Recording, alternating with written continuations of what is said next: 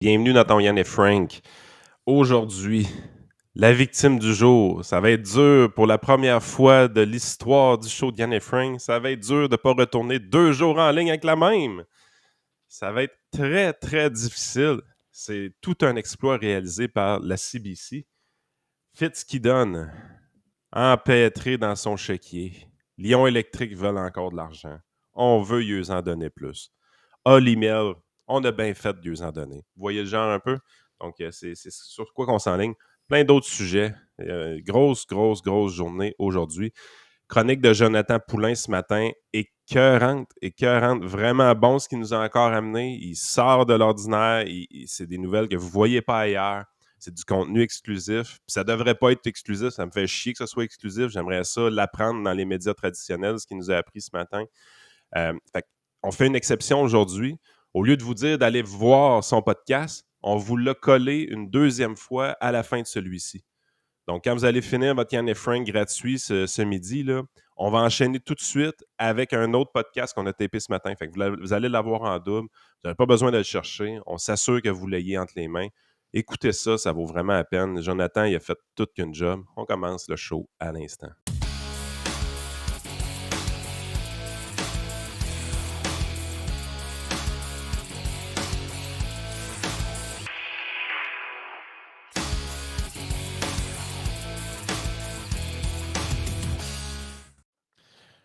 Écoute, je peux te mentionner des candidats à la victime du jour. On avait une écologiste qui se plaignait que le gouvernement britannique faisait un génocide. On avait, qu'est-ce que j'ai ici?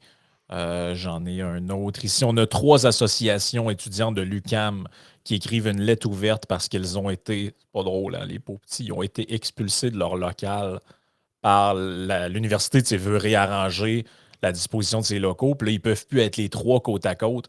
Puis là, ils disent que ça nuit à la solidarité syndicale étudiante. Fait que là, ils ont écrit une genre de lettre ouverte là-dessus. Qu'est-ce que j'ai aussi? Regarde, il y en avait d'autres, mais vu qu'on va parler en masse de CBC, d'Elon Musk, on va essayer de démêler un peu toute cette histoire-là. J'en ai choisi quand même une qui va être officiellement la victime du jour parce que c'est juste trop ridicule.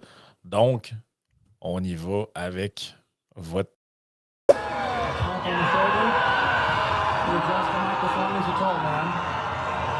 There's so much potential. Écoute,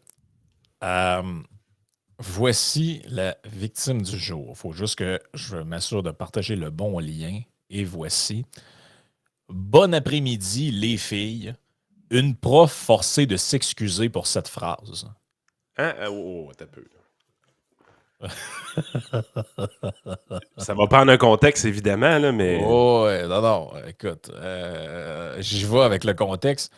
L'enseignante de philosophie et d'éducation religieuse d'une école privée pour filles a été forcée de s'excuser après avoir salué son groupe en les appelant les filles, alors qu'un des élèves ne s'identifiait pas comme tel. Des camarades d'une école privée se sentaient ainsi plaints, se seraient ainsi plaints à la direction après que l'enseignante ait commencé son cours en lançant Bon après-midi, les filles, à la classe. Selon ce qu'a rapporté le Daily Mail on Sunday dimanche et le Télégraphe. C'est du moins ce que l'enseignante aurait confié la semaine dernière dans le cadre d'une étude sur les soins de la dysphorie de genre chez l'enfant et les adolescents, dirigée par une pédiatre, la docteure Hilary Cass. Selon ses dires, l'incident se serait produit en 2021 dans une classe d'élèves de 11 à 12 ans. Dès le cours suivant, chaque membre d'un groupe aurait inscrit son nom et ses pronoms sur le tableau pour forcer l'enseignante à les utiliser. Parmi le groupe, un des élèves s'identifiait D-Dem, l'équivalent de Yel en français, selon un média britannique. Et là, apparemment que l'enseignante, c'est une dangereuse d'extrême droite, elle a dit qu'elle refusait de traiter les gens autrement que par leur biologie. Ça, c'est vraiment dangereux en 2023. Et là, la direction lui a demandé de s'excuser pour ce grave préjudice qu'elle avait causé à cette étudiante s'identifiant comme étudiant. Fait que, Tu c'est t'attends ça. pas que je commande ça, j'espère. Ben là, veux que je te dise? Une école de filles, sacrément. C'est un peu ça le concept, là. Ben, c'est parce qu'elle doit avoir changé en cours de route, Je là. pense que t'es un petit gars parfait, dehors. Une école de filles. Ben, c'était ça un peu que je trouvais loufoque dans l'histoire, là. On va se le dire, là. C'est un peu capoté, là. T'es dans une école de filles. T'es pas content, c'est que ton camp, là. Mais c'est... Regarde, c'est de la folie, cette affaire-là, là. C'est carrément de la folie, là. C'est... C'est privé, là. C'est une école privée, là. Ouais, puis tu sais, c'est parce que tu peux pas forcer les gens... C'est quand ça finit, là, ce niaisage-là, là? Tu peux pas forcer les gens à... Tu sais, moi, mettons, là, que... Moi, là, je m'identifie comme étant bon et généreux. Mais je peux pas forcer les gens à me trouver de même. Bonjour, bienvenue dans Yann et Frank, ce podcast d'extrême gauche. Vous est présenté par la CSN, la FTQ et la CSQ, nos Ben, fiers c'est ça. commanditaires. Exact. Mais là, on tient le même discours qu'avant. Mais on dit non, nous autres, on s'identifie comme étant de Je suis à gauche. gauche, moi. De quoi tu parles? Ouais, Je suis Chris, pas à droite. c'est quoi votre affaire de me. C'est quoi votre affaire de me m'idéologiser de même? Ouais, ça. Ouais, mais là, on regarde votre discours puis les propos que vous tenez, puis ça ressemble plus à la droite, au libéral, libertarien. Non, non. Ça, c'est ta perception. Moi, je m'identifie comme étant de gauche. Je suis un progressiste, moi. Ouais, c'est ça. Qu'est-ce que vous dites là, vous autres? Hey, je suis un écologiste. Voyons. D'ailleurs, justement, c'était un peu pour ça que j'ai choisi ça. Ça nous amène au point suivant. C'est que Radio-Canada s'identifie comme un média neutre et indépendant. Tu vois, je suis rendu pas pire dans mes transitions, pareil. Radio-Canada s'identifie comme un média neutre, non partisan et indépendant. Ouais. Ben, d'ailleurs, merci aux auditeurs. Parce que quand les auditeurs ont vu mon tweet hier, où j'ai dit c'est exactement ça, Radio-Canada s'identifie comme un média neutre et indépendant, il y a beaucoup de gens qui m'ont écrit en privé ou sur notre messagerie Patreon pour m'envoyer des exemples qui prouvent ça. D'ailleurs, j'en ai choisi un, parce qu'on ne passera pas le podcast là-dessus, là, sur cet exemple-là, mais j'en ai choisi un qui date de la dernière campagne électorale. Vous pourrez vous-même vous faire une idée. Moi, c'est sûr que je trouve que c'est vraiment neutre et ça montre tout le côté objectif et non tendancieux de ce média-là. Et c'est l'article suivant. Gabriel, il s'est assagi. Oui. Récit d'une brève incursion dans la caravane solidaire. Et là, c'est un texte d'Hugo Lavallée. Là, et là, bref, on nous raconte des rencontres dans un restaurant. Là, regarde, GND avec les manches retroussées qui rencontrent des gens de tout âge. Et là, on demande à la femme pourquoi vous applaudissez? Parce que les gens applaudissent parce que Gabriel arrive et on est content de le voir. Et là, bref, c'est une espèce d'article un peu apologétique, là. Gabriel, il est resté fidèle à ses idéaux. Il est tellement bon. Regarde, il y a même une petite photo ici avec un bébé pour la propagande. C'est-à-dire Hey! parce que c'est d'intérêt pour le lecteur, ça, cette photo-là, tu comprends? Arrête de mésidentifier Radio-Canada. C'est Ils ça. s'identifient comme un média neutre et indépendant. Respecte-les Exactement. dans leurs croyances. Exactement. Et là, tu vois, il y a une autre madame, il dit maintenant, il y a un standing, il a pris une belle direction. C'est un jeune père de famille. Bon, bref, pas besoin de vous dire que vous chercherez en vain un article de ce type, avec Éric Duhaime, Pierre Poilievre, même Jean Charest. Nommez tous ceux qui ne sont pas aimés là, par la machine. Là. Donc, vous voyez, je veux dire, là, c'est un exemple parmi tant d'autres. Il y en a beaucoup en réserve. Il y en a qui ont besoin de plus pour être convaincus. Là. Fait que bref, c'est ça. Hier, Radio-Canada était en meltdown total. D'ailleurs, les autres médias. Incroyable, non, sérieusement. hier, il y avait un genre de Et puis, le Master Troll hier, Elon Musk, Master Troll. Il a tellement été bon, là. Ben oui. Il a tellement été bon. Et là, je vous lis la publication de Radio-Canada ici où ils nous parlent de leur... en fait, ils nous donnent leurs pronoms, là, c'est ça qu'on comprend. Là. Our journalism is impartial and independent.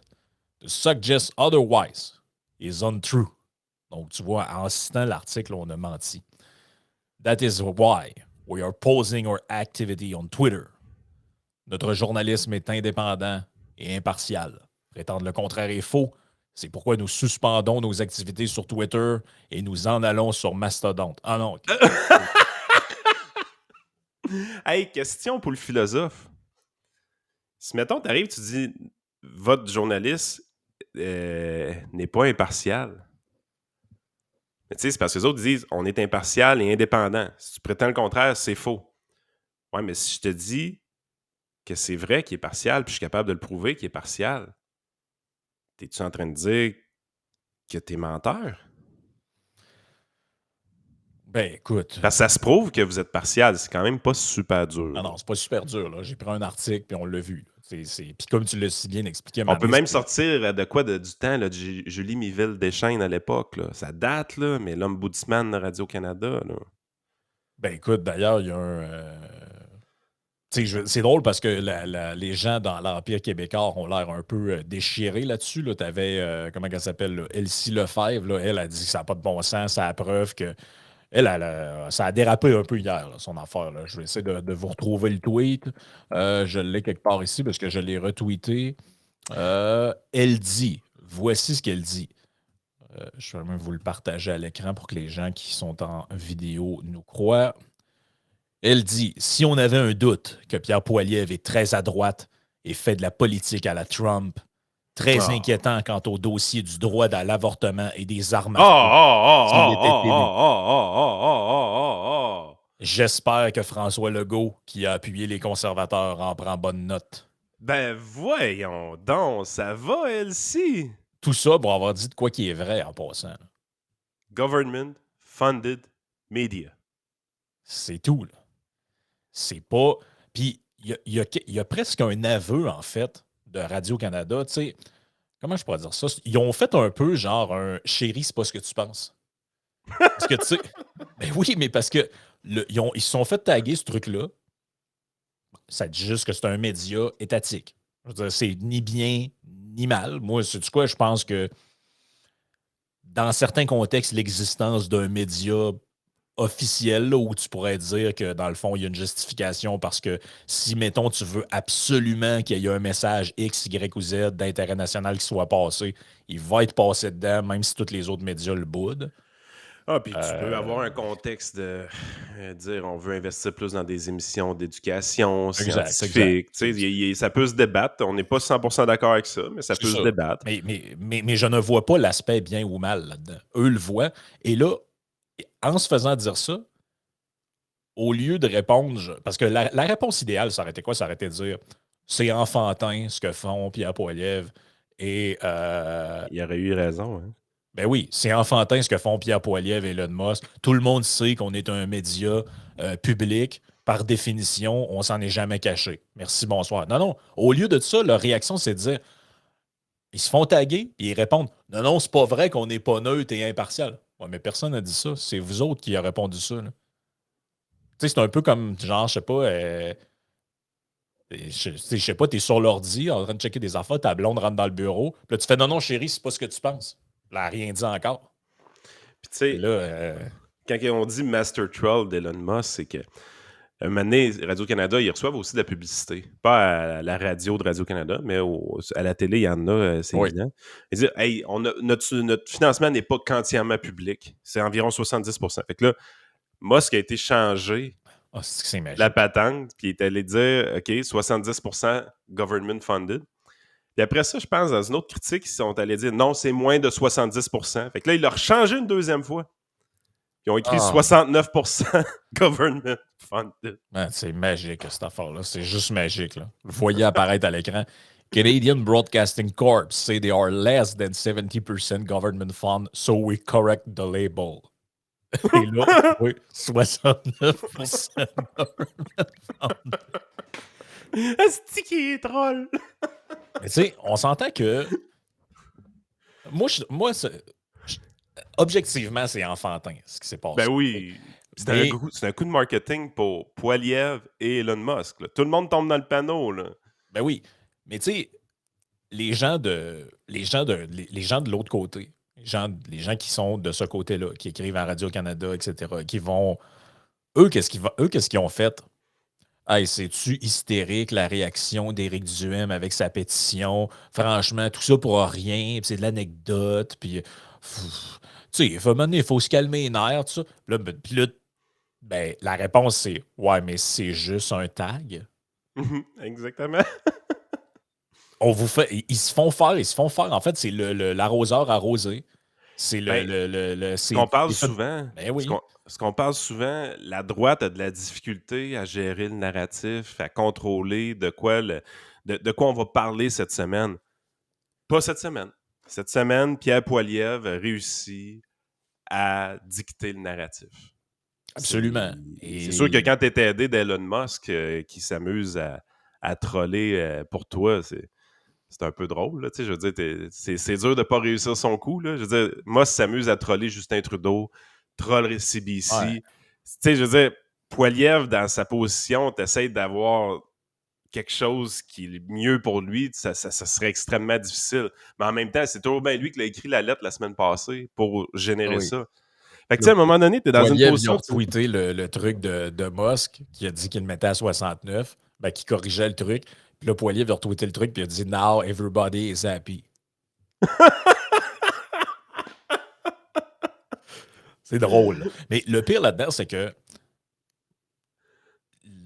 les conservateurs ont une faiblesse au Canada et c'est le Québec. Une Oui, grosse faiblesse. Ils ne sont pas forts au Québec. On parle de 20 18, 19, 20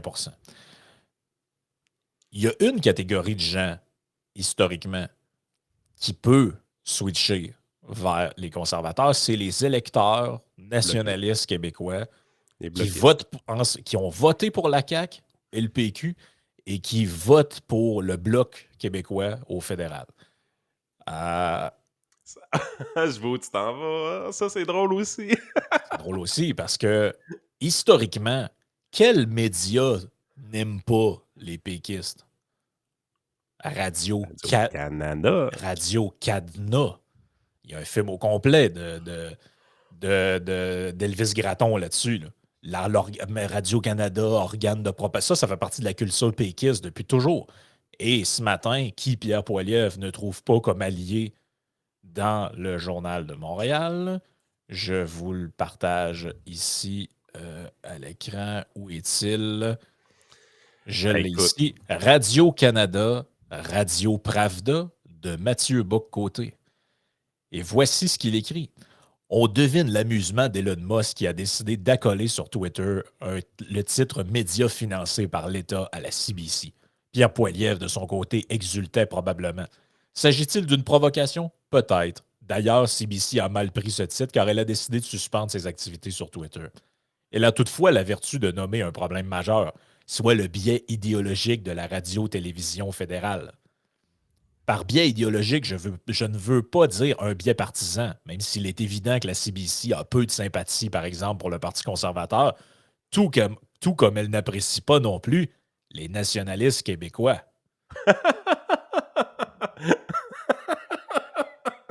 You got me? c'est magique. On parle surtout ici d'une orientation idéologique, d'une petite musique qui se fait entendre sur tous les sujets de société. Par exemple, pour reprendre le thème du jour, il suffit de porter attention au débat sur les drag queens à l'école devant des enfants de 5 ou 6 ans pour comprendre que Radio-Canada juge positivement le phénomène et se méfie de ceux qui s'y opposent. Dans une émission de variété grand public, on invitera ici la drag queen à la mode, mais on oubliera d'inviter le porte-voix de la thèse contraire. Je sais pas, par exemple, Éric Duhem. Genre.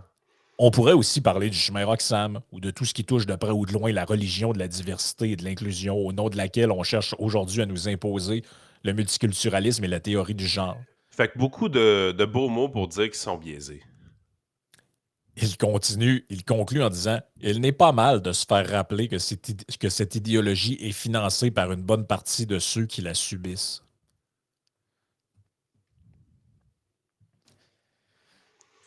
Je ne sais pas si dans la stratégie de la patente, ça a été pensé, mais l'effet objectif, c'est lui. Fait que si Lefebvre, dans le fond, elle préférerait travailler à la presse parce qu'elle a sorti un tweet typique des gens de la presse, mais Oh oui, moins oh oui. typique un peu de la culture péquiste. Oui, puis un matin, il y avait un texte, je ne l'ai pas mis dans le Mais feed parce que c'est pas tant intéressant, là, mais ce qui est bon là-dedans, c'est que Poilievre force le Bloc québécois à défendre Radio-Canada. Stratégiquement parlant, là, les conservateurs et les bloquistes n'ont pas beaucoup de chance de clasher un et l'autre parce que, généralement, les conservateurs étant décentralisateurs, des conservateurs au pouvoir amènent le Bloc à perdre en efficacité parce que les politiques du gouvernement fédéral s'en vont dans la direction souhaitée par les nationalistes québécois. Une absolument. décentralisation des pouvoirs. Tu sais, on se faisait casser les oreilles par gros yeux à Gilles Duceppe avec le déséquilibre fiscal. Quand Stephen Harper est arrivé au pouvoir, il a baissé 2% la TPS, puis Québec a monté de 2% la TVQ. Le grand discours du déséquilibre fiscal, il a pris le bord des toilettes. Là. Fait que, tu sais, à un moment donné, tu es dans une position que tu te dis les conservateurs et les bloquistes s'arrachent à peu près les mêmes électeurs, mais ils n'ont pas l'opportunité de clasher tant que ça un et l'autre. C'est rare qu'ils ont l'opportunité de clasher parce que sur beaucoup d'enjeux de décentralisation des pouvoirs, ils vont s'entendre là-dessus. Mais là, si avec le coup de maître à Pierre Poilievre cette semaine, c'est ce que c'est. C'est un coup de maître ce qu'il a réussi à faire. Il a monopolisé l'attention médiatique pendant une semaine sur un de ses sujets. Pas un de leurs sujets de merde, un de ses sujets. Exact. Ben, il s'arrange pour être... Il force carrément le Bloc québécois à se positionner. Puis de manière traditionnelle, comme tu dis, c'est dur pour le Bloc québécois d'aller défendre Radio-Canada. Ben oui, c'est ça je dis, ça fait partie de l'imaginaire. Écoutez, ça fait combien de fois que vous entendez dans votre vie, puis peut-être vous le dites vous-même si c'est votre famille politique, mais que Radio-Canada, c'est un organe de propagande fédérale, puis qu'ils sont contre la souveraineté, puis sont contre le nationalisme québécois, puis sont contre la loi 21, puis sont contre la loi 101, puis tout ça. C'est pas moi qui l'ai inventé, là. C'est vous autres. Ça fait des années que j'entends ça, moi. Ça fait des années et des années que j'entends ça. D'ailleurs, dans la catégorie. Ah ben, t'as peu. On va passer à Andrew Scheer avant, qui résumait bien la situation, je pense. Je l'ai quelque part ici. Andrew, où es-tu, Andrew? Je l'ai ici. Ça sera pas long. Je vous le mets à l'écran. Il y a un petit côté baveux qu'on connaissait pas du temps qu'il était chef. Là. Peut-être que c'était juste pas. Mais c'est un bon député d'appui, Andrew Scheer. Là.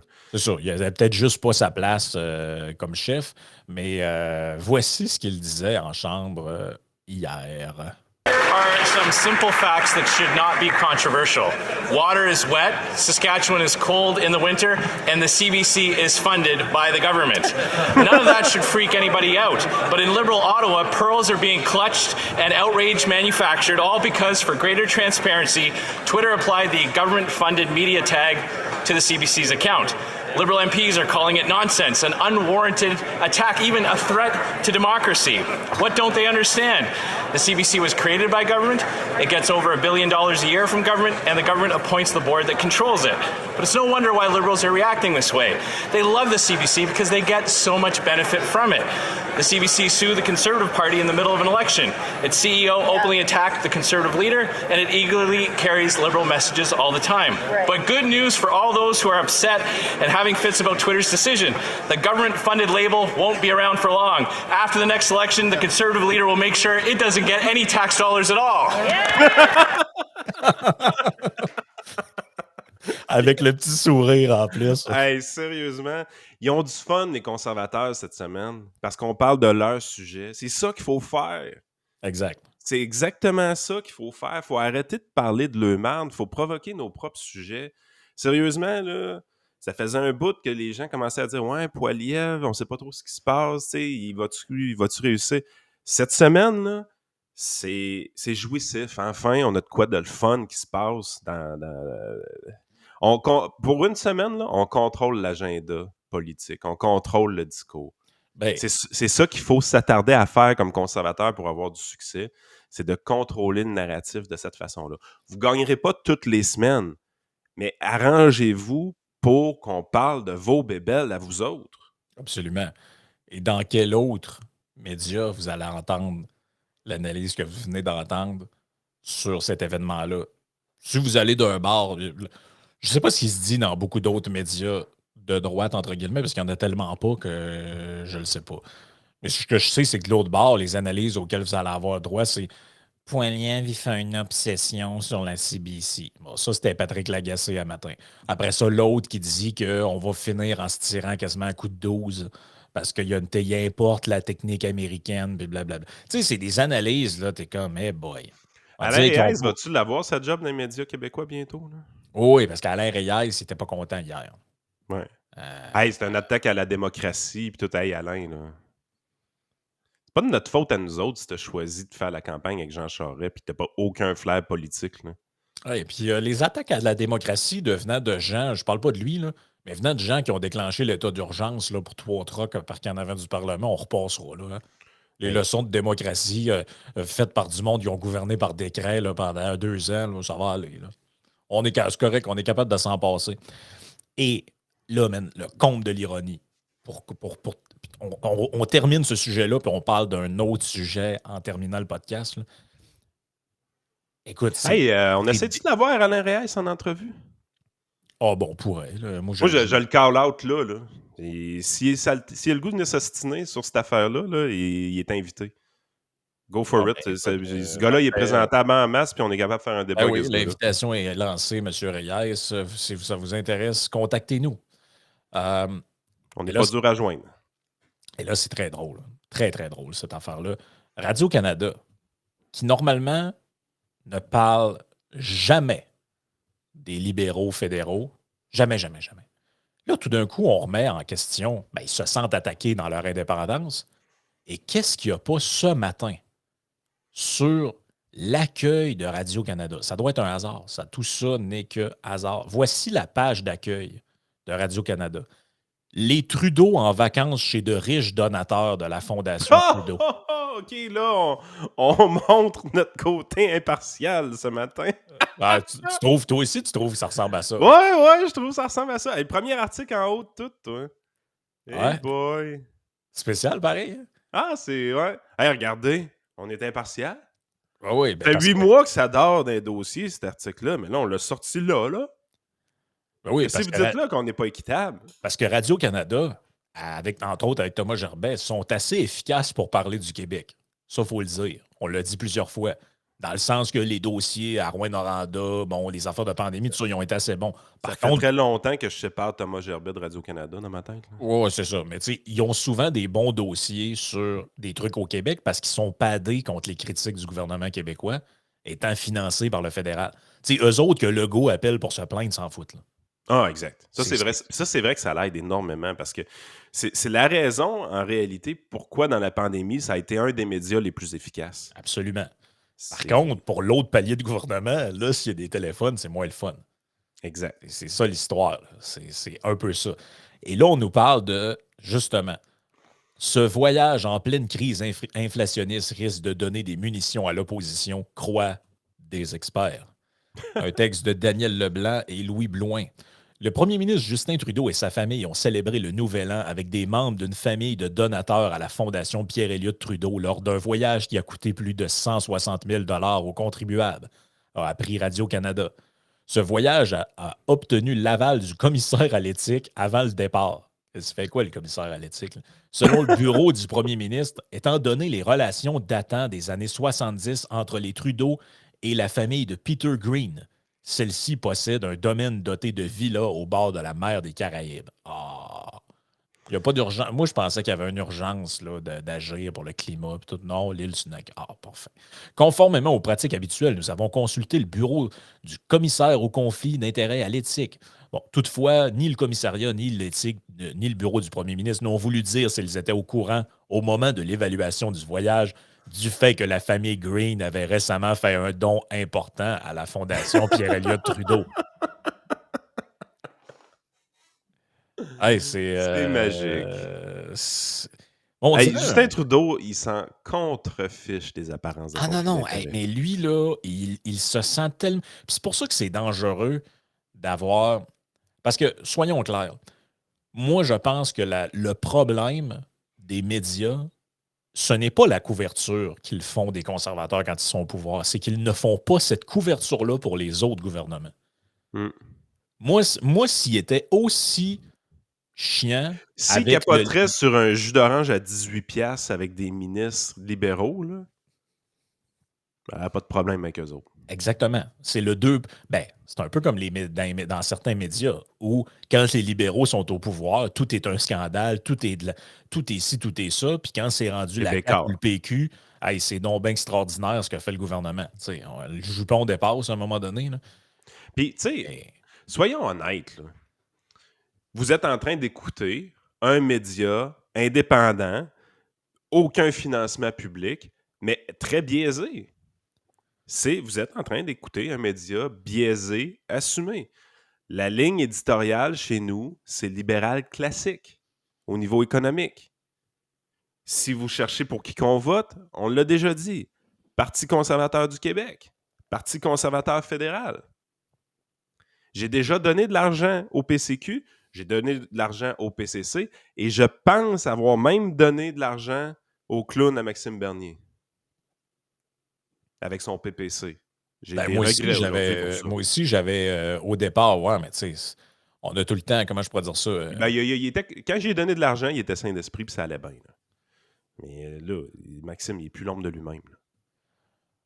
Ah non, c'est ça.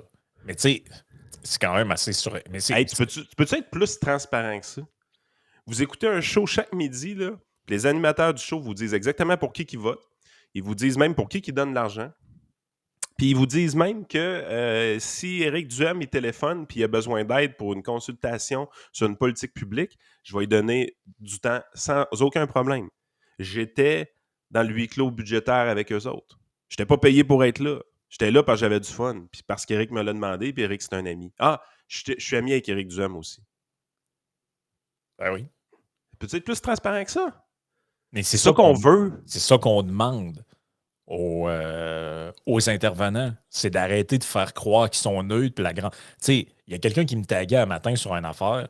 C'est la madame là, qui animait le débat au fédéral, là, qui a posé Anne-Marie la Dussault, là? Ah non, Non, non, celle qui a ressuscité le bloc. Là. Ouais. Ben là, il disait, check, il m'a envoyé un lien, puis quand tu checks ses réseaux sociaux, elle a des photos d'elle en selfie avec Justin Trudeau. Tu sais.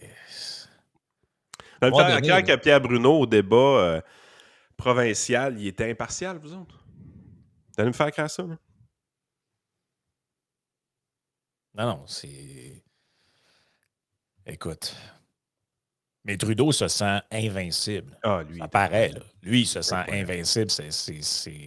Ça paraît énorme. On le voit, là. Juste à voir l'histoire juste à voir l'histoire de ces vacances-là, il n'y en a absolument rien à foutre.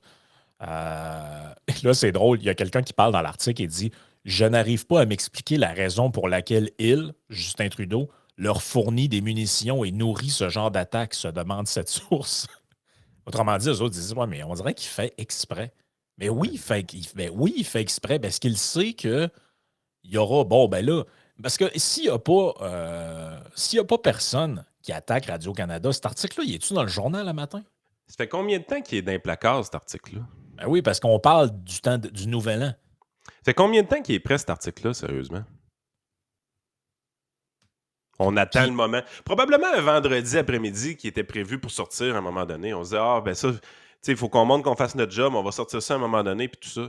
Puis, on va passer ça en douce, mais on le garde. Hey, là, t'es là, tu dis, Christy, il faut qu'on prouve à tout le monde qu'on est impartial. OK, c'est le temps. Tu sais, la patente, là, ton article, ça fait 3 semaines qu'on garde de côté, là, c'est là qu'on le sort. Là, c'est le bon temps. On voulait passer ça en va-vite à un moment donné dans une éclipse médiatique, là, mais là, on te le passe là. On a besoin de nous autres. Ah non, c'est hey, est-ce que vous êtes en train de voir de la conspiration? Voyons, Chris. C'est ça. C'est juste le fonctionnement d'une salle de nouvelles puis d'un média. L'autre question, on va passer à la partie Patreon après, là, mais c'est que j'ai envie de te poser, c'est mettons que Trudeau avait déclenché une élection. Ça y arrive, là, lui. Des fois, il se dit j'aimerais ça être majoritaire. Est-ce que cet article-là sort? Moi, je pense que non. C'est ça l'affaire. C'est ça qu'on peut se poser. Fait que sur ça, ben, tout le monde, joignez-vous sur Patreon. On n'avait pas eu le temps de parler de l'affaire de Fitzgibbon qu'on parlait. Puis il y avait aussi d'autres sujets, entre autres des militants écologistes qui sont sautés sur le crinque et Montréal qui veut s'attaquer au fléau des faux guides touristiques. Ça, Excellent. c'est un gros dossier.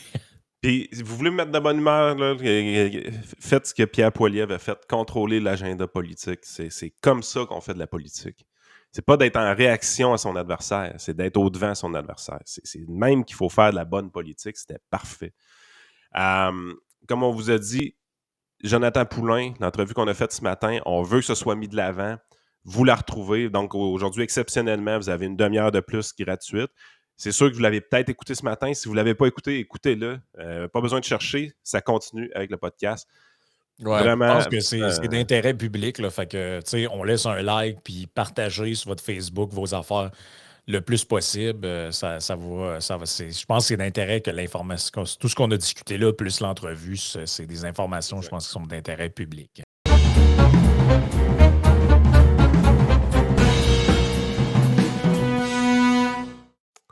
Fait que Jonathan, c'était-tu parce qu'il était pas bon? Écoute, on révolutionne la science sociale cette semaine. Grosse étude, franchement. Es-tu tombé en bas de ta chaise quand tu as lu ça, toi? Pas tant.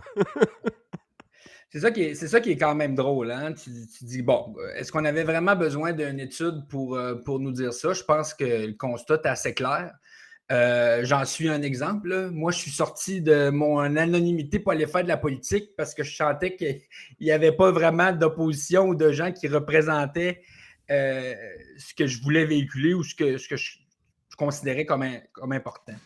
Ah, mais c'est souvent ça. Hein? Moi, le déclic politique, ça a été une grève, une menace de grève étudiante à l'université.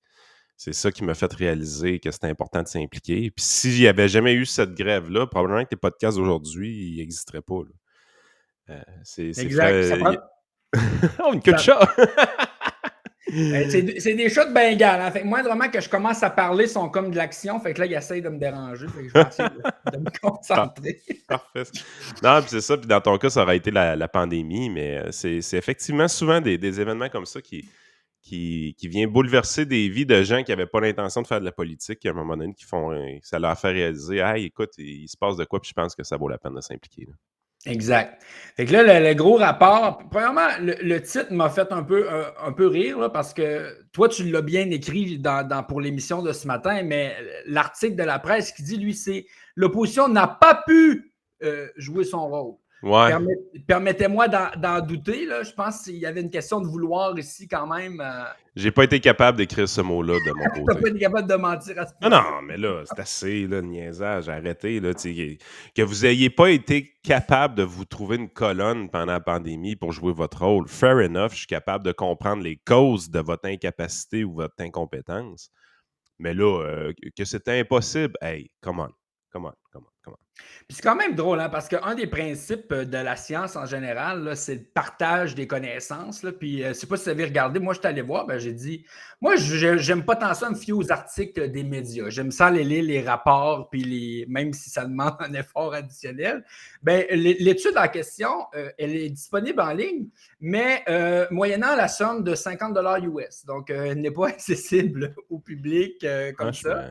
Puis pourtant, ça a été fait essentiellement par des chercheurs de l'Université Laval. Alors, ça, je comprends pas ce bout-là. Je veux dire, vous êtes dans des universités financées par le public. Là. Lâchez-moi l'inaccessibilité des rapports. Là. Si vous voulez publier un rapport, on peut-tu y avoir accès sans payer trop cher? Ça, ce bout-là, je le comprends pas, honnêtement. Exact. Ouais, peut-être parce qu'ils veulent pas trop que le rapport circule, qui sait. Mais moi, ce que j'aime de cet article-là ou de ce sujet-là, c'est que ça remet à l'avant-scène un peu l'importance d'avoir une opposition, puis à quoi ça sert, dans le fond, d'avoir une opposition.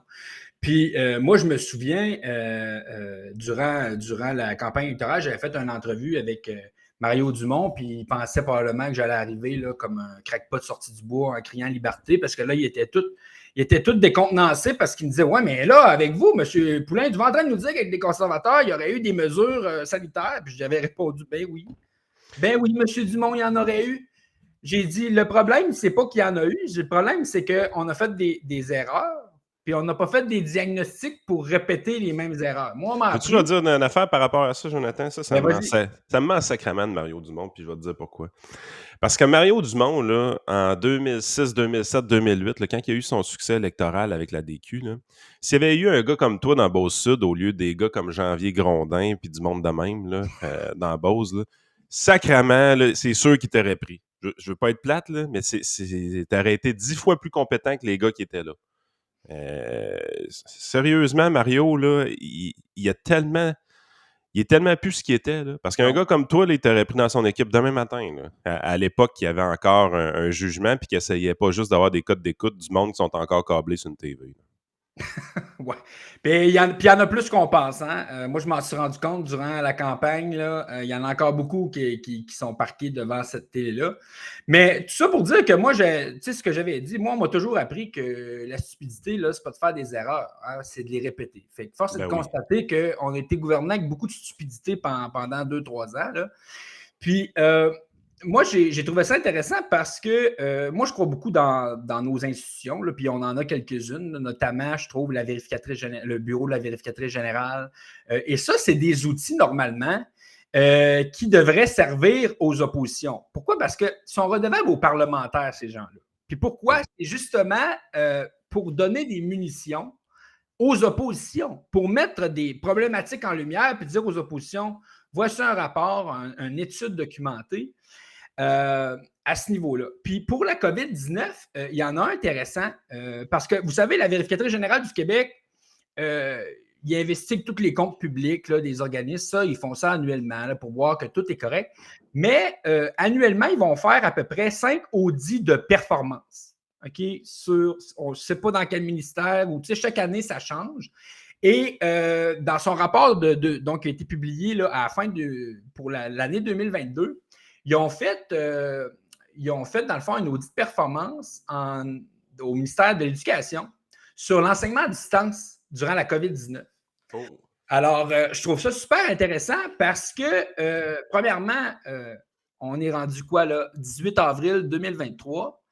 Puis, à venir jusqu'aujourd'hui, il n'y a pas un député de l'opposition qui a voulu faire du pouce ou qui a fait du relais sur ces rapports-là de la vérificatrice générale. Pourtant, la vérificatrice générale, elle nous apprend quand même des éléments importants. Et moi, le plus grave là-dedans, c'est qu'elle arrive à la conclusion que le ministère, il n'y a pas encore de portrait complet sur les retards en apprentissage causés par la COVID-19 et qu'il n'y a aucun plan pour arriver au rattrapage de ces retards en apprentissage-là. Et il y a des vestiges de tout ça. Avant ça, on avait 4 bulletins. Maintenant, on a 3 bulletins. S'ils pouvaient en faire 2, je pense qu'ils en feraient 2. Puis ça a été un des points qui m'a fait le plus capoter, c'est la restriction du nombre de bulletins pendant la COVID. Je pense que c'était la pire catastrophe qu'il n'y avait pas. Ça a sauvé des vies, ça. Hey, on va faire 2 bulletins de moins, on va donner moins d'informations aux parents, on va être moins transparent sur la réussite scolaire et on va sauver des vies. Écoute, comme parent, c'est insultant sacrément. Puis, honnêtement, personnellement, je m'en foutais un peu pour ma situation personnelle. Les petits gars, ils ont des bonnes notes. Mais j'étais là, puis je m'imaginais quelqu'un qui est 70, puis là, qui est rendu plus proche de 60. Puis quelqu'un qui a 62, puis qui est rendu à 55. Je pense que les parents, généralement, ils aiment ça, le savoir tôt dans l'année scolaire, que, oups, il se passe de quoi. Tu as besoin d'une information ponctuelle et fréquente pour toujours s'assurer qu'il n'y ait pas quelqu'un qui sort du chemin. Puis, dans le moment où est-ce que les kids, à l'adolescence, vivent leur puberté, tu ne sais pas quel track qu'ils peuvent prendre. Tu ne sais pas quelle gang d'amis qu'ils vont réellement fréquenter à l'école. Tu ne sais pas quand est-ce que tu vas perdre le contrôle sur ton enfant. Fait que plus tu as de l'information rapidement, plus tu peux agir comme parent pour essayer de limiter les dégâts ou de le rattraper avant qu'il aille trop loin dans la déviance de son chemin. Mais Christy, là, on donne moins d'informations qu'avant aux parents. Pourquoi on est rendu à 3 bulletins depuis qu'il y a eu une pandémie, sacrément? Qu'est-ce qui s'est passé là? Puis, tu sais, ce qui est triste là-dedans, c'est que ça va prendre quand même du temps avant qu'on ait des diagnostics formels. Mais on le sait là, que la tendance s'en va sur le décrochage scolaire, la baisse de taux de diplomation, surtout chez les garçons. Fait que, tu sais, à court terme ou à courte vue politique, les chiffres ne sont pas trop pires. Mais peut-être que dans Ouais. 5-6 ans, quand on va arriver au seuil où il faut passer du primaire au secondaire, par exemple, ou du secondaire à la formation professionnelle ou au collégial, c'est là qu'on va se rendre compte, tabarnouche, le retard est quand même assez considérable. Puis le ministère de l'Éducation, dans le rapport de la VG, le souligne. Tu sais, on s'entend, le ministère de l'Éducation, un de ses gros, son mandat premier, c'est d'encadrer la pédagogie au Québec, le cadre pédagogique. Puis quand on lit le rapport de la vérificatrice générale, puis qu'ils ont envoyé tout le monde à la maison en panique là, à cause de la COVID, fermons les écoles, le ministère de l'Éducation a envoyé pratiquement aucune directive au niveau de la pédagogie aux enseignants. Une des seules choses que le ministère de l'Éducation a envoyé, c'est des ratios, tu sais, des ratios cours versus devoirs, etc. Mais ça, c'est entre vous et moi, là, je veux dire, à la limite, les profs auraient été assez autonomes pour gérer ça. Dans le rapport que tu as lu, est-ce qu'on parle si on a baissé les critères ou pas pour l'évaluation des enfants? Moi, j'ai le feeling qu'on a baissé des critères aussi. Ben non seulement il y a eu une baisse, mais il y a eu une baisse carrément des évaluations. Et puis, ce qu'on apprend dans le rapport que moi je trouve intéressant, parce que souvenez-vous, durant la COVID, d'ailleurs, c'était M. Roberge, le ministre de l'Éducation, c'était pas M. Drainville. Et puis lui, il était empêtré dans sa ventilation, là. Puis ce qu'on apprend, puis souvenez-vous, là, nous, on se fie aux recommandations, Hey. la santé publique, puis on fait des recommandations. Jonathan, ce que tu dis là, hey, tu ravives des frustrations en moi. T'es là, comme parent, tu étais dans une situation, tu te dis, écoutez, là, vous avez scrappé la façon d'enseigner complètement à nos enfants, vous n'avez aucune idée de ce que vous faites, vous ne savez pas si ça marche pas. Puis tout ce que vous nous parlez aux médias, Patrick Derry en tête du troupeau, c'est là, les ventilations, est-ce que nos enfants sont en sécurité avec la COVID? Chris, ils n'ont jamais été en danger avec la COVID. Voulez-vous pas me sacrer à paix avec ça? Ils sont bien plus en danger par votre asti de niaiserie de ne pas savoir ce que vous faisiez avec votre enseignement à distance que l'asti de COVID.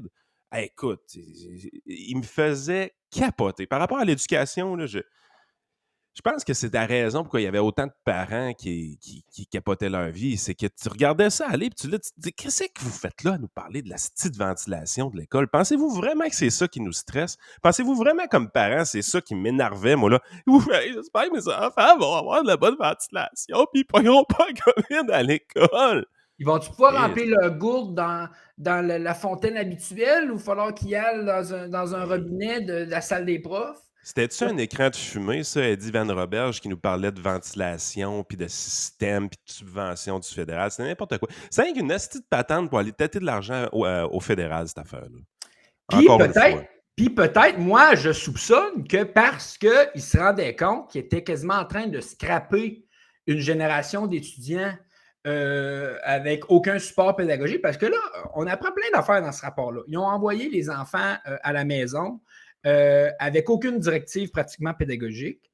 Après ça, ça leur a pris à peu près 2 ans à être capable d'équiper le réseau en ordinateur, puis en tablette, etc. Et ce que ça fait en sorte, c'est que moi en Beauce, la plupart des écoles sont catégorisées comme très défavorisées au niveau des réseaux scolaires. Ce qui fait en sorte que quand tu viens dans des régions comme la mienne, on est extrêmement pénalisé parce qu'il y a déjà des retards dans les budgets, des retards dans les équipements et tout ça.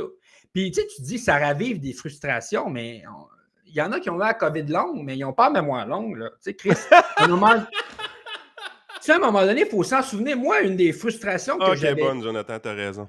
Moi, là, une des déclarations qui m'a le plus frustré, c'était, je ne me souviens plus trop quand, là, durant la COVID, tu avais l'équivalent du docteur Arruda de la Beauce, là, de Chaudière-Appalaches, qui était venu dire en conférence de presse qu'une des raisons pour lesquelles le taux de vaccination dans la région de la Beauce était moins élevé était probablement parce qu'on était une région où le taux de diplomation d'études postsecondaires était le plus bas. Oh, tabarnak. Lisant entre les lignes, vous êtes une gang de caves, vous n'êtes pas éduqués, donc par conséquent, vous ne vous faites pas vacciner. D'ailleurs, nos 2 députés Plante Verte se sont jamais levés pour nous défendre à ce niveau-là. Mais puis Christian Dubé a eu l'affront de vous dire que vous aviez la tête dure aussi. Là. Oui, bien ça, il n'y a pas tout à fait de tort, je te dirais, là. J'adore les beaux sons. Mais sais, je reviens à la ventilation, moi, je suis d'accord avec toi. Je pense que c'était un peu un écran de fumée. Parce que même si le ministre s'empêtrait là-dedans, il se rendait compte que c'était peut-être moins pire de parler de ça que d'aller dans les constats. Puis, tu sais, je vous disais tantôt, nous, c'est un gouvernement quasiment qui ne décidait pas. Là. Eux autres, ils se fiaient tellement aux recommandations. Bien, dans le rapport de la vérificatrice générale, ce qu'on apprend, c'est qu'il y a un mémoire qui a été déposé au Conseil des ministres en novembre 2020 qui recommandait au Conseil des ministres et au ministre de l'Éducation de ne pas diminuer la pondération dans les évaluations finales et ne pas annuler les évaluations de fin d'année du ministère, justement parce qu'on allait perdre la trace des progrès ou des retards en apprentissage. Je vous le donne en mille. Qu'est-ce qu'ils ont fait? Ils ont annulé les examens du ministère. Mais attends un peu, le ministère recommandait de ne pas les annuler. Oui, ça dit, il est à souligner qu'un mémoire au Conseil des ministres recommandait pourtant de tenir les épreuves ministérielles avec une diminution de pondération de la note finale pour les élèves. Fait que là, tu es en train de dire que le bug ne venait pas de la fonction publique, il venait du politique. Ben, au niveau des évaluations dans les écoles, ça a été une décision politique. Parce que les recommandations ont été faites à l'effet de maintenir les évaluations. Hey, attends une minute, là. Là, sacrément, là, je commence à être tanné, Jonathan Poulain. Calisse, là. À toi, semaine, tu arrives avec de quoi, tu nous apprends quelque chose. Il y a des affaires qu'on ne voit pas dans les médias traditionnels. Là, voyons, tabarouette. De la manière que c'est écrit, c'est ultra évident que le politique a eu les deux mains là-dedans. Écoute, je suis pas un fan du ministère de l'Éducation. Moi, les barbichettes, honnêtement, là, centralisées, je ne crois pas dans leur capacité à bien éduquer nos enfants tant qu'à ça. Mais honnêtement, si les barbichettes, en qui j'ai absolument pas confiance, recommandent au Conseil des ministres de maintenir en place les évaluations, puis on décide de ne pas aller vers ça, je veux dire, êtes-vous sérieux, là? Écoute, je vais te la lire, là. Malgré cette recommandation, donc de maintenir les épreuves ministérielles 2020-2021 ont été annulées en janvier 2021 et le ministère de l'Éducation n'a pas été en mesure de fournir à la vérificatrice générale une analyse justifiant cette décision. Les fonctionnaires voulaient maintenir en place les évaluations. Les fonctionnaires ont recommandé au Conseil des ministres de maintenir les évaluations. Et malgré tout, on a décidé de l'annuler sans que les fonctionnaires soient capables de fournir une analyse recommandant d'annuler tout ça. Absolument. Il n'y a pas un asti de journaliste au Québec qui parle de ça. Puis, tu sais, à un moment donné, bon, les journalistes font le job. Mais ça, j'en reviens au sujet du jour, c'est la job d'un député de l'opposition. Écoute, tu sais, quand on dit, là, t'es paresseux, écoute, t'as la vérificatrice générale qui a des budgets protégés, qui a des spécialistes au bureau de la vérificatrice générale, à te fournir un rapport détaillé. Ça, là, c'est de l'or pour un député de l'opposition. Ben non, on n'entend pas parler. Parti libéral, il vit dans la nostalgie et célèbre ses 20 ans de je ne sais plus trop quoi. Québec, mais je me dis, mais réveillez-vous à Québec, là. Mais non. Mais moi, je suis convaincu. Écoute, je peux t'en lire un autre, là. Écoute, c'est quand même assez grave, là. Ça dit, compte tenu que cette cohorte d'élèves doit faire face à des conditions d'apprentissage inédites, c'est de moins grande importance accordée à la pondération des épreuves ministérielles viendra atténuer les effets négatifs anticipés sur la réussite des élèves tout en assurant la comparabilité des résultats à l'échelle provinciale. Ils ont décidé de les annuler quand même. C'était ça la recommandation qui était faite au Conseil des ministres. Alors quand ils disaient « Ah, nous, on suit les recommandations », c'est pas vrai. Mais ils ont suivi les recommandations qu'ils voulaient bien suivre, là. Fait que les autres, le politique, il y avait la chienne. Quand maintenant, les épreuves ministérielles habituelles, on se rend compte que les enfants ont eu de la misère à l'école. Puis qu'on a accumulé un certain retard. Fait que qu'est-ce que tu fais quand tu as l'impression que tu vas avoir une mesure négative à ton endroit? T'enlèves la mesure. Hey, on va arrêter ça, les tests. Là, on pourrait mal paraître. Oui, on a perdu de la donnée.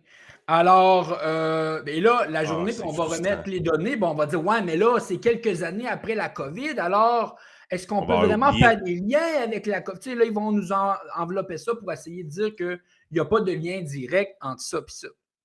Tu sais, c'est assez grave parce qu'on se rend compte, souvenez-vous, ils ont fermé les écoles en 2 vagues. Il y a eu la première fois, puis il y a eu une deuxième fois là, après Noël de mémoire, à un moment donné, où ils ont refermé les écoles. Mais quand je vous disais tantôt que de faire des erreurs, c'est pas ça qui est grave, c'est de les répéter. Bien, la deuxième fois qu'ils ont fermé les écoles, la vérificatrice générale nous apprend qu'ils n'ont pas émis davantage de directives ministérielles pour l'encadrement pédagogique, qu'il y avait encore des écoles qui avaient toujours pas reçu leur matériel informatique, que ce soit les ordinateurs et les tablettes. Et là, coup de grâce, ils sont continués d'aller de l'avant avec l'absence des évaluations ministérielles. Moi, je trouve que c'est très grave. Noir sur blanc là-dedans, parce que vous savez, les ministres ils ont toujours dit que il n'y avait pas de lien direct nécessairement entre les retards en apprentissage et les conséquences de la COVID, c'est-à-dire l'enseignement à distance. En tout cas, dans le rapport de la vérificatrice générale, elle ne se gêne pas pour l'écrire noir sur blanc à plusieurs endroits de son rapport, que ça a eu un impact direct sur le retard en apprentissage des jeunes. Mais ce qu'elle constate, c'est que le gouvernement a volontairement privé le système de données qui nous aurait permis de faire un diagnostic pour après ça apporter un rattrapage. Pourquoi vous pensez que le ministère de l'Éducation n'est pas capable d'arriver avec un plan de rattrapage des retards scolaires? Il n'est pas capable de porter un diagnostic fiable. Je suis en tabarnak. Sérieux, là. Ben, écoute. Hey, c'est... Encore une fois. Ça a lagué un peu. Ouais, t'as juste gelé de ton côté. Écoute, sérieusement, ça me met en maudit cette affaire-là parce que c'est important, les enfants, c'est l'avenir de notre société. On n'a pas beaucoup d'informations comme parents. Tu sais, je veux dire, on a juste l'accès aux devoirs, on voit un peu qu'est-ce qu'ils font, tout ça. L'importance d'avoir des notes. Comme je vous dis, quand tes enfants sont en belle situation, c'est pas stressant. Moi, personnellement, ça me stresse pas. C'est les enfants qui sont sur la ligne, là, ceux-là à qui on peut vraiment faire une différence. Là. Un 55, un 65 ou même un 70, c'est quelqu'un qui... L'équilibre est fragile entre l'échec et la réussite. Ben oui. Puis tu veux pas qu'il accumule du retard éventuellement. Mais ces sacrements-là, c'est pas juste qu'ils baissent le niveau ou ben non qu'ils s'assurent de niveler par le bas. C'est qu'ils enlèvent carrément les mesures d'évaluation, les mesures qu'on envoie aux clients. Pas aux clients, mais aux parents. Mais c'est des clients, les parents. Christy, c'est nos enfants. On paye pour ça, veut pas. Puis on a une moins bonne transparence, moins bonne qualité de l'information, une moins grande fréquence de l'information qui est envoyée aux parents. Comment vous voulez que ça aille bien? Comment vous enlevez des outils dans le coffre à outils des parents. Nous, les parents, là, pour aider, pour encadrer nos enfants, là, on a besoin d'information, on a besoin de transparence. Vous cachez les résultats. Vous n'évaluez pas les enfants pour être sûr qu'on ne se rende pas compte que vous avez accumulé du retard avec eux autres. Vous ne voulez pas qu'on s'en rende compte. Mais on a besoin de cette information-là pour nos enfants, pour aider à encadrer nos enfants. C'est des outils qui sont primordiaux dans le coffre à outils des parents. Puis vous nous les enlevez, mes tabarnak. Ah, c'est que ça me manque, Chris. Puis moi, tu sais, j'ai rien contre les personnes âgées, mais tu sais, le discours politique, là, ils ont construit le Québec, puis il faut en prendre soin. Puis... Mais Chris, quand est-ce qu'on parle des jeunes? Jamais. Jamais. Ben, ils votent pas. Hein? C'est un peu moins intéressant. Le parent débile, il vote conservateur au Québec solidaire. Non, mais c'est vrai, le 35-40 ans et moins, ils votent pas pour la CAQ, ils votent pas pour les libéraux, puis ils votent pas pour les péquistes. C'est Québec solidaire ou conservateur, la plupart de ces gens-là. Mais à cause de ça, on est tous ignorés. Puis je la mets dans la gang de Québec solidaire. Même les parents grano, ils n'ont pas assez d'informations pour élever leurs enfants.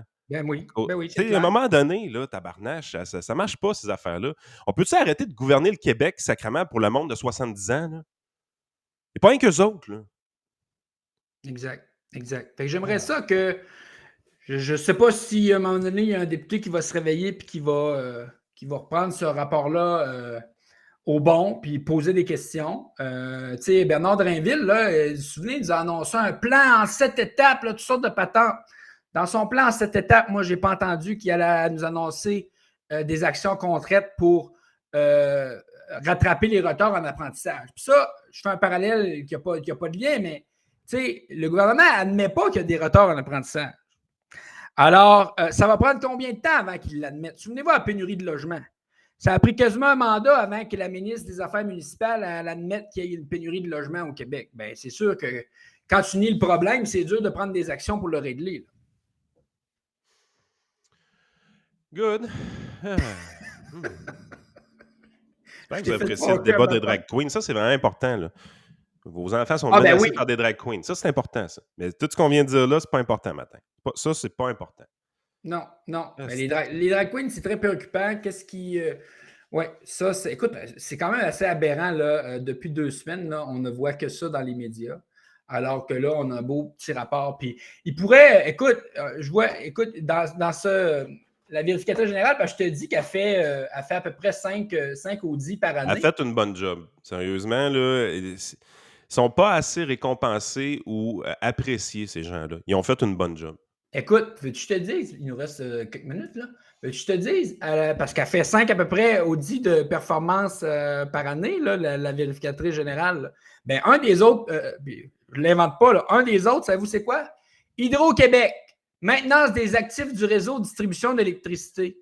Voulez-vous que je vous dise les constats de la vérificatrice? La fiabilité du service de distribution d'hydro présente une baisse marquée et son plan de réduction des pannes n'a pas été partiellement mis en œuvre. Ça, c'est son rapport de 2022.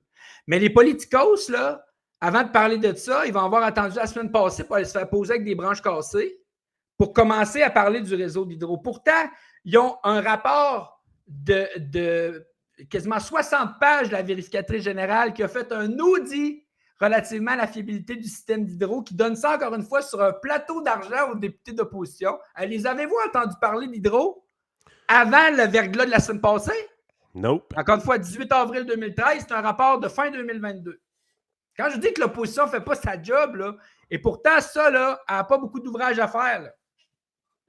La vérificatrice générale fait même des petits résumés au début de ses chapitres. Oui, mais Jonathan, si tu avais lu l'étude à 50$, tu aurais compris que l'opposition ne peut pas jouer son rôle. N'a pas pu, ouais. N'a pas pu jouer son rôle. Jonathan, t'es donc bien pas fin. Franchement, on a besoin de plus de Samuel Poulain et moins de Jonathan Poulain à l'Assemblée nationale. Parle-moi-en pas. Mais écoute, si je veux... Tu m'as mis en sacrement, il faut bien que je te mette en sacrement un peu, toi aussi. Ben oui. Ben écoute, si je veux, en terminant, faire... si je veux pas être juste négatif puis donner des fleurs, des fois, au gouvernement. Tu sais, la semaine passée, je vous ai parlé de l'opacité des décisions de la Commission des libérations conditionnelles. D'ailleurs, j'ai fait un petit lapsus, j'ai dit Commission d'accès à l'information, mais c'est la Commission des libérations conditionnelles. Bien, le ministre de la Sécurité publique, François Bonnardel, a déposé un projet de loi 14 sur la réforme de la police.